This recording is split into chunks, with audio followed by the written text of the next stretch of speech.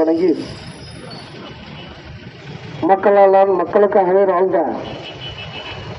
வாழ்ந்து மறைந்த புரட்சி அம்மா அவர்களை வணங்கி கழகத்தின் பொதுச் செயலாளர் எதிர்கட்சி தலைவர் புரட்சி தலைவர் ஐயா எடப்பாடி அவரோடு சிவகங்கை நாடாளுமன்ற வேட்பாளராக இந்த எம்ஜிஆர் சிலை அருகில் காரைக்குடி பகுதியில் உங்கள் மத்தியில் வாக்கு கேட்க வந்துள்ளேன்.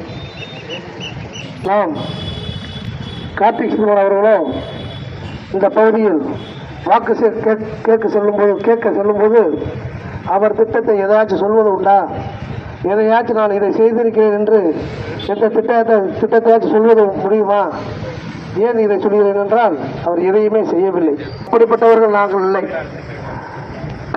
எங்களுக்கு ஒரு முறை வாய்ப்பு கொடுத்தீர்கள் என்றால் சொன்னதையும் செய்வோம், சொல்லாதையும் செய்வோம் என்று அனைத்து திட்டங்களையும் கொண்டு வருவோம்.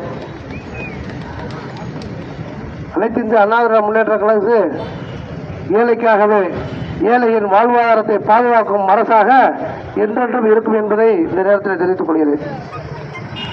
இந்தியா முழுவதும் என்னை நாடாளுமன்ற வேட்பாளராக என்னை அனுப்பி வைக்கிறேன் என்றால் இந்தியா முழுவதும் பூரண மது விலக்கு கொண்டு வருவேன் என்பதை இந்த நேரத்தில் தெரிவித்துக் கொள்கிறேன். அது மட்டுமல்ல, இந்த பகுதியின் தேவைகளை